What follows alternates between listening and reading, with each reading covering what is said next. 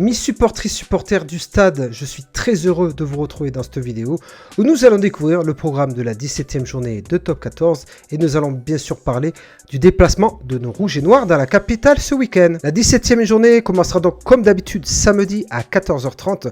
On commencera donc avec l'UBB qui reçoit le Castres Olympique. L'UBB qui va quand même noter le retour de Maxime Lucu et de Pagerello va recevoir un Castres Olympique qui va y aller sans pression je pense. Ça va être un match assez serré. Le Castres Olympique est sur une dynamique de 3 victoires consécutives face à un UBB qui a perdu à la maison il y a 3 semaines, il me semble, je sais plus à force, j'ai plus la notion des jours. Donc victoire impérative des Bordelais, ça c'est clair. Je sais pas s'ils vont obtenir le bonus offensif parce qu'il manque quand même leur flèche supersonique, mais bon, je pense que l'UBB va faire le job à la maison tranquillement face à des Castrés quand même qui vont être assez accrocheurs et pénibles comme d'habitude. Donc je mettrai quand même victoire de l'UBB. On va être gentil quand même, mettre un bonus défensif pour les Castrés. On va enchaîner avec les matchs de 16h35 et on aura donc une affiche entre l'USAP qui a frôlé quand même l'exploit au Racing quelques semaines, qui va recevoir la section paloise, une belle équipe de Pau. Vraiment cette année, je le répète, il faut vraiment le mettre en avant. Très beau travail effectué par le staff palois. Ça va être un match très compliqué pour les Perpignanais. Ils sont quand même sur une bonne dynamique à domicile ces dernières semaines. Donc je dirais que bon, ça nous arrangerait, on va dire, au niveau du classement que la section paloise perde à l'USAP. Mais bon, ça serait aussi un petit peu dégueulasse, on va dire, parce que bon, ils font quand même une très bonne saison, comme je l'ai dit. Je vais quand même mettre la section paloise qui va s'imposer à l'USAP. Alors à moins que la section fasse tourner. Bien sûr, je n'ai pas encore vu la compo des clubs avant de faire cette vidéo. S'ils sont complets, je mettrai quand même victoire de Pau, bonus défensif pour Perpignan. Mais par contre, s'ils ne sont pas complets, là, ça va être compliqué, c'est le cas de le dire. Mais bon, je vais quand même miser sur une victoire de Pau, bonus défensif pour Perpignan. L'Aviron Bayonnais, très malade en ce moment, qui reçoit le Racing 92, une équipe assez médiocre, malgré qu'ils aient quand même de bons résultats, on va dire. Ça va être compliqué, ça va être compliqué. Là, vraiment, l'Aviron Bayonnais n'a pas le choix. Il y a le feu à la maison, ils sont 12e, je crois, du top 14. Ils vont pas descendre en Pro D2, il faudrait vraiment un cataclysme. C'est impressionnant de voir la chute de ce club, c'est triste quand même. Donc je pense que voilà, ils vont pas avoir le choix. L'Aviron Bayonnais va faire ce qu'il faut à domicile. Je mettrai donc l'Aviron Bayonnais gagnant, bonus défensif pour le Racing. Le Loup qui revient d'un très beau score à l'extérieur à Marcel de Flandre contre La Rochelle reçoit Montauban.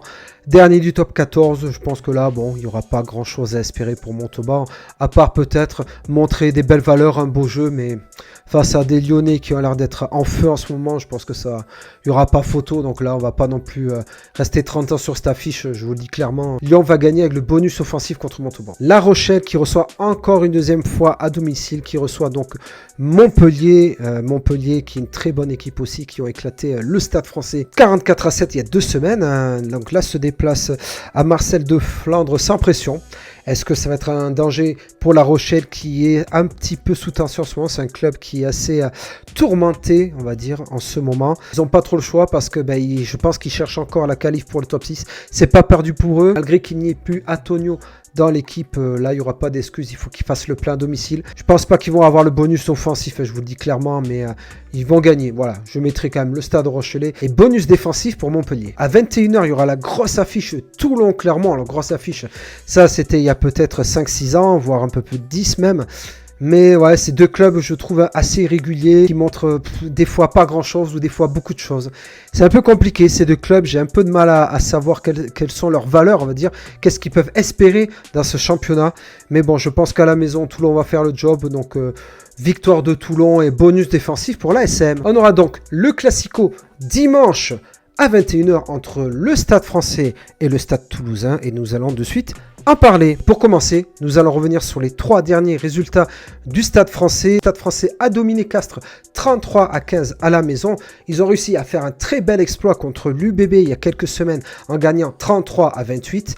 Et là, la semaine dernière, ils ont pris une grosse cartouche contre Montpellier 44-7. Pour ce qui est de nos stadistes, c'est quand même un petit peu mieux, malgré cette défaite à Perpignan qui fait vraiment tâche 31-27. Mais voilà, on a reçu 2 fois à domicile, donc victoire contre la section paloise 59-22 et bien sûr contre Bayonne 31-10. Pour ce qui est des statistiques, on peut voir que le Stade français a quand même une solidité à retrouver. Actuellement, au 5e rang, le Stade français réalise une saison honorable, mais manque de constance avec 8 victoires, 7 défaites et un nul. S'ils marquent que 58 essais, ils savent quand même rester accrochés au score, comme en témoignent leurs 4 bonus défensifs. Par contre, leur gros point faible, c'est l'indiscipline qui pourrait être leur talon d'Achille ce dimanche. Avec 13 cartons jaunes, ils commettent près de 3 fois plus de fautes graves que les Toulousains. De son côté, le Stade toulousain domine outrageusement le championnat. Avec 89 essais inscrits et une moyenne dépassant les 40 points par match, les Rouges et Noirs possèdent l'attaque la plus prolifique de la compétition. Ils ont décroché 10 bonus offensifs sur 16 matchs, ce qui montre qu'ils ne se contentent jamais de la simple victoire. Notre point fort, c'est surtout une discipline de fer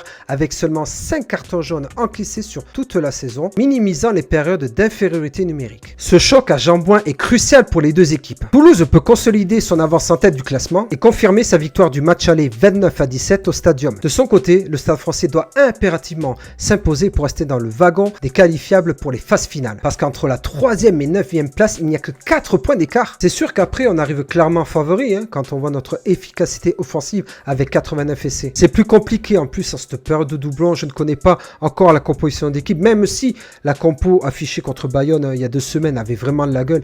Et je pense que grâce à ça, on peut faire quelque chose. Mais là, à chaud, c'est difficile de me faire une idée. Le Stade français va sûrement arriver au complet et s'ils veulent gagner, je pense qu'il va falloir qu'ils corrigent leur indiscipline chronique. Malgré leur 5e place, ils sont quand même assez redoutables à domicile depuis le début de la saison. Pour moi, perso, je pense qu'on peut le faire, qu'on peut aller gagner au Stade français, mais ça dépendra aussi du contexte. Je ne sais pas encore qui c'est qu'on aura devant, s'il y a des joueurs qui vont revenir peut-être du 15 de France, je ne sais pas. On va voir pour, on va dire, combler certains postes manquants, mais je pense qu'on peut clairement le faire là-bas. Même si le pack du Stade français sera pas le même que celui de l'Aviron Bayonnais. Ils ont quand même une grosse première ligne et Macalou fait une très bonne saison. Et vous me direz, avec l'effectif qu'on a, pourquoi pas? Moi j'y crois en tout cas, comme d'habitude, je crois en nos rouges et noirs, il n'y a pas de souci. Donc positivement, je le souhaite de tout mon cœur qu'on gagne là-bas avec la manière. Bon, je dirais pas le bonus offensif, faut pas exagérer, mais déjà qu'on gagne, ça nous permettra de creuser un petit écart avec le reste de nos poursuivants. Voilà, cette toute nouvelle vidéo est terminée et n'hésitez pas bien sûr à la liker, à la partager, à commenter. Dites-moi si vous êtes supporter toulousain ou parisien, donnez-moi vos pronos. Si vous êtes supporter de votre club, il n'y a pas de souci, mettez vos pronos. Abonnez-vous à la chaîne s'il vous plaît. Voilà, j'espère qu'on arrivera à atteindre les 100 abonnés, ça serait super cool pour moi. Allez les rouges et noirs, allez le Stade toulousain pour ce week-end et bien sûr n'oubliez pas, il n'y a qu'une seule et unique chocolatine. Voilà, pain au chocolat, ça n'existe pas. Allez, je vous dis à très bientôt pour une prochaine vidéo.